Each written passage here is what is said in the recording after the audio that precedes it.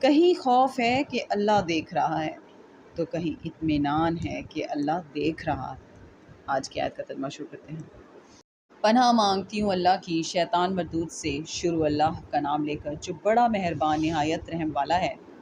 یوسف نے کہا اسی نے مجھ کو اپنی طرف مائل کرنا چاہا تھا۔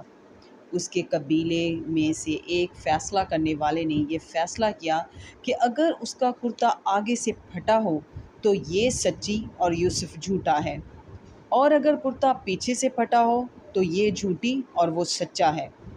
جب اس کا کرتا دیکھا تو پیچھے سے پھٹا تھا، تب اس نے زلیخا سے کہا کہ یہ تمہارا ہی فریب ہے، اور کچھ شک نہیں کہ تم عورتوں کے فریب بڑے بھاری ہوتے ہیں۔ یوسف اس بات کا خیال نہ کر، اور زلیخا تو اپنے گناہ کی بخشش مانگ، بے شک خطا تیری ہی ہے۔ اور شہر میں عورتیں گفتگویں کرنے لگیں کہ عزیز کی بیوی اپنے غلام کو اپنی طرف مائل کرنا چاہتی ہے، اور اس کی محبت اس کے دل میں گھر کر گئی ہے۔ ہم دیکھتی ہیں کہ وہ صریح گمراہی میں ہے۔ صدق اللہ العظیم۔